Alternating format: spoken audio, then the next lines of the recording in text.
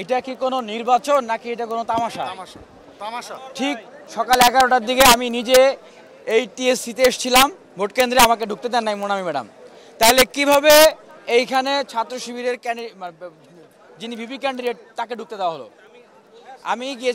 আমি গিয়েছিলাম আপনার সুইমিং পুলের, সেইখানে আমাকে ঢুকতে দেন নাই মামুন স্যার। কেন ঢুকতে দেন নাই?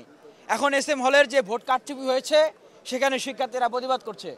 আমি গিয়েছিলাম টিচার্স ক্লাবে, যখন শিক্ষার্থীরা ভোট দেয় তখন আমাকে সেখানে ঢুকতে দেওয়া হয় নাই, কিন্তু সেইখানে ছাত্র শিবিরের যিনি ভিপি ক্যান্ডিডেট তিনি ভোট গণনার সময় সেখানে ঢোকে। আরে ভাই, ভোট দেয় সেই সময় আমাদেরকে ঢুকতে দেয় না, আর ওনারা ভোট গণনার সময় সেখানে ঢোকে। এটা কি নির্বাচন না তামাশা রে ভাই? 4 ঘন্টা ধরে তাহলে তো ডাকসুর দরকার ছিল না, আপনারা ক্ষমতা ভাগাভাগি করে নিয়ে যেতেন। ডাকসু কি জন্য মানে ডাকসুর ভিতরে কেন আসলেন?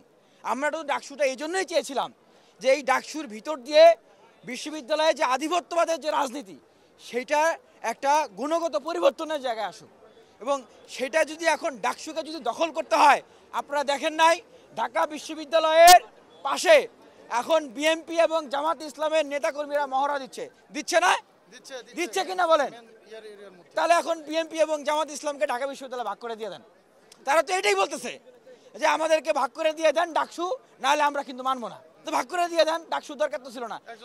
কারণ ঢাকা বিশ্ববিদ্যালয়ের প্রশাসনে যারা আছে, আমি তো অফিসিয়ালি স্টেটমেন্ট দিয়েছিলাম যে 70% ঢাকা বিশ্ববিদ্যালয়ের প্রশাসন ইতিমধ্যে বিএনপি জামাত হয়ে গিয়েছে।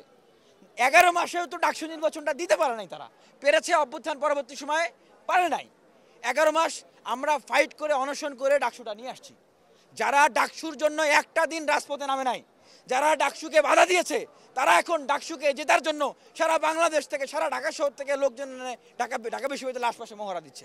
এই হলো আসলে বাস্তবতা, বুঝতে পেরেছেন? সেই জায়গা থেকে বলছি এটা কোনো তামাশা নয়, এটা একটা ছাত্র সংসদ নির্বাচন।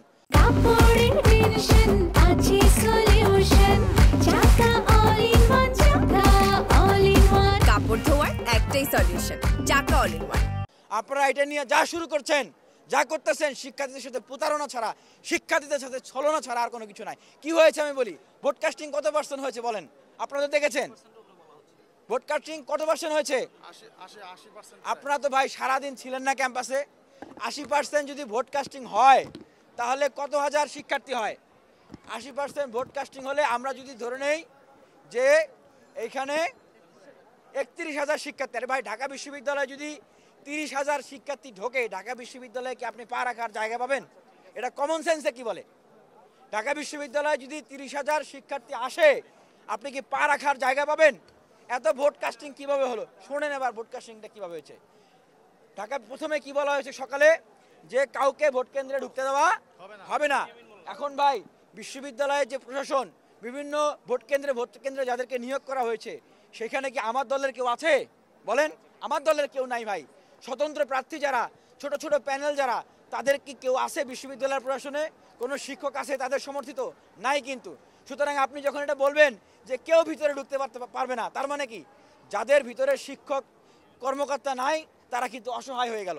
যাদের কর্মকর্তা সেখানে আছেন, যাদের দলীয় শিক্ষকরা সেখানে দায়িত্ব পালন করতেছেন, ভাই তারা গেলেই কি না গেলেই কি? তারপরেও আমরা দেখেছি তারা কিন্তু সকল নিয়মকানুন ভঙ্গ করে চলে গেছে, বা নিয়ম ছিল প্রার্থীরা যেতে পারবে, তারা গিয়েছে, আমাদেরকে যেতে দেওয়া হয় নাই। কেন যেতে দেওয়া হলো না? এবার দেখেছেন তো যেতে দেওয়া হয়নি এই জন্যেই, কারণ এইখানে যেটা হয়েছে, বিএনপিপন্থী শিক্ষক এবং জামাতপন্থী শিক্ষকদের যারা দায়িত্ব পালন করতেছিলেন তাদের অনেকেই ভোট কারচুপির মহড়ায় মেতেছে।